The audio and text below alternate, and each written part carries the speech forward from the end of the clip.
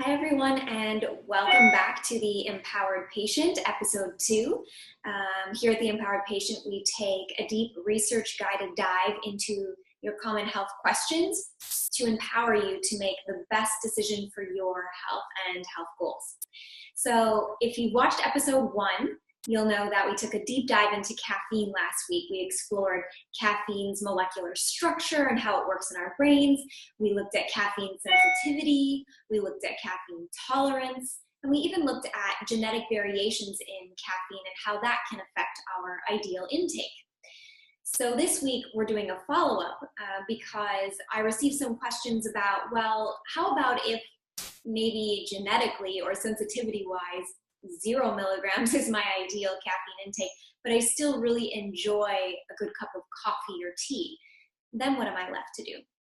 So this week we're going to explore some of the safest and most beneficial ways to consume coffee, even if you are sensitive or experiencing some health challenges that require you to lower your caffeine intake at this time. So first, let's talk about just the amount that's recommended. So commonly when we're looking in the research about caffeine and its benefits and potential negative side effects, often an amount recommended that's safe is 400 milligrams. And that's equivalent to about 3 to 4 cups of brewed coffee. So for many people who find themselves on the more sensitive end of the spectrum, they feel the anxiousness, the jitteriness, the blood sugar swings, brain fog, dizziness, lightheadedness at a much lower amount, even as low as 5 milligrams, which is the amount in a cup of decaf, to somewhere around 30 milligrams, which is a cup of green tea, or maybe about 50 milligrams, which are around the amount of some black teas. So if this is true for you, or you're not quite sure yet, but you know you feel more sensitive and you're worried about the negative side effects, some good news is that one very reputable source says that of all the research that's out there, most of the adverse effects kick in after 100 milligrams of caffeine is consumed. Said another way, most people can safely consume 100 milligrams of caffeine, even those who are on the sensitivity spectrum, without being at increased risks for things like heart attacks, for example. So you can take a deep breath there, perhaps, if you know that you are more caffeine sensitive.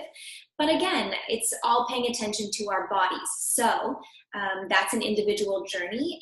And as you are determining the amount and tolerance that feels best in your system, which may change over time, here are a few things to consider. First, just knowing the amount that's in regular caffeinated beverages. So I've got a list here and I'm just going to read them off for you all. The caffeine in a regular brewed cup of coffee is anywhere from 80 to 135 milligrams of caffeine. One shot of espresso is about 40 to 65 milligrams of caffeine, but in a shot of Starbucks espresso, there's 89 milligrams of caffeine, so there's a bit more. Black tea tends to have anywhere from about 50 to 90 milligrams of caffeine. Matcha has 30 milligrams in half a teaspoon, and the serving size on a lot of matcha blends is 1 teaspoon, so know that it'll be double or 60 milligrams.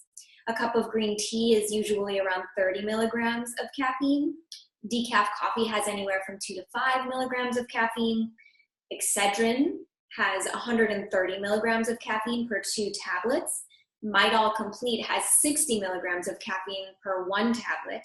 And dark chocolate, 1 ounce at about 70 to 85%, has about 25 milligrams of caffeine per serving.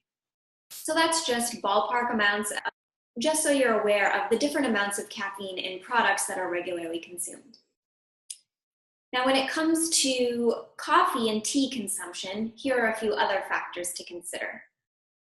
1, not all caffeinated beverages are created equally. So for example, a venti caramel macchiato is not going to be the same in our system as an 8-ounce cup of home brewed organic black coffee. In the macchiato, we've got sugar, we've got syrups, we've probably got some corn syrup, we've probably got some dyes and chemical additives, depending on how it's being made, but there are a lot more factors to consider and a lot more potential things for your body to react to versus a cup of black coffee. So if you're trying to tease that apart, I would recommend the purer the better. And if you don't love black coffee or tea, there are some other ways to enjoy the creaminess or the richness of a blended beverage. One of them is to add some grass-fed butter if you tolerate it, or some coconut oil, and blend it together in your blender, and that'll create a creamy, frothy taste. You can also use coconut cream as a potential creamer source. If you tolerate dairy, you can use a high-quality dairy creamer, non-homogenized, organic, pastured, or from grass-fed cows, sheep's or goat's milk. And if you are looking for a non-dairy creamer, I would tend to stay away from the more traditional ones, as they do tend to have a lot of additives, dyes, chemicals. But one that I do really like is Califia Farms. They have one called Unsweetened Better Half. And it's not perfect, but it's much higher quality than the other commercial brands out there for the most part. And it does give that coffee the creaminess of if you like traditional creamer in your coffee. So I mentioned organic. Something to consider when you are drinking coffee or tea is whether they're organic or not. Coffee is one of the most pesticide-heavy crops grown. And although the roasting process of the beans gets rid of a good percentage of the pesticides, there are still trace amounts. And some people have found that they're actually reacting to those chemicals and not to the caffeine. So giving organic coffee a try might be a way to find out what you're reacting to. An additional reactant is mycotoxins, some of the toxins found commonly in coffee. And here, interestingly, caffeine can be a buffer against mycotoxins, whereas decaf is not. So another thing to try is, again, with the organic coffee, see if you're reacting to something like mycotoxins or pesticides and not actually the caffeine in your coffee. If it's blood sugar regulation that you're most worried about, having coffee after your first meal of the day, for most people that's breakfast, can be a way to modulate those effects of the influx of insulin into the system and then the resulting blood sugar crash and then the feeling dizzy and lightheaded and shaky.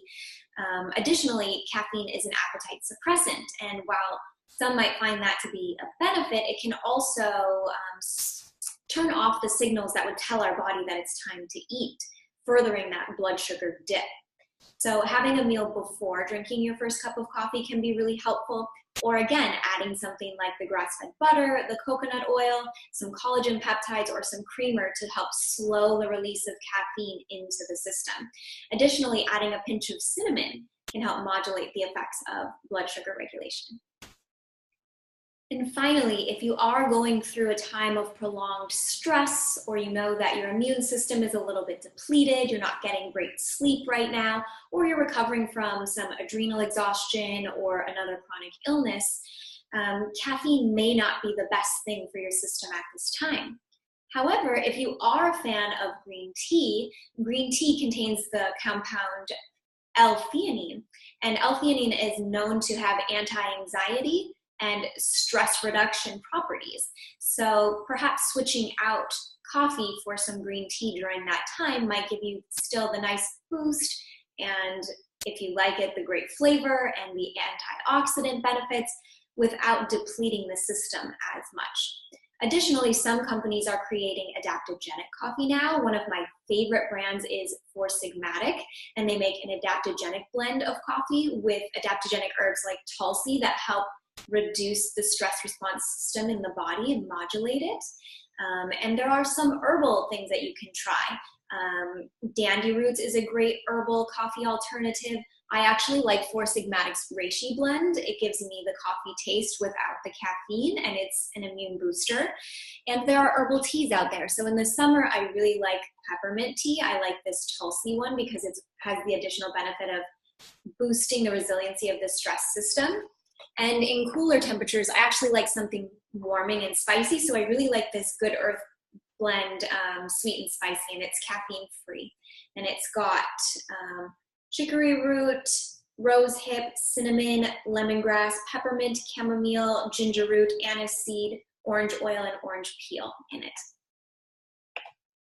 So those are some alternatives to give a try to, or some middle ground in finding your ideal tolerance with caffeine. Now I would love to hear from you. If you enjoyed this video, please like and subscribe and comment what you found most helpful below. And I would love to know how you prefer the templates of these videos. Do you like the longer, more deep dive into the research, or do you prefer these more quick, action-oriented, sort of solution-focused videos? That's it for now. We'll see you next week.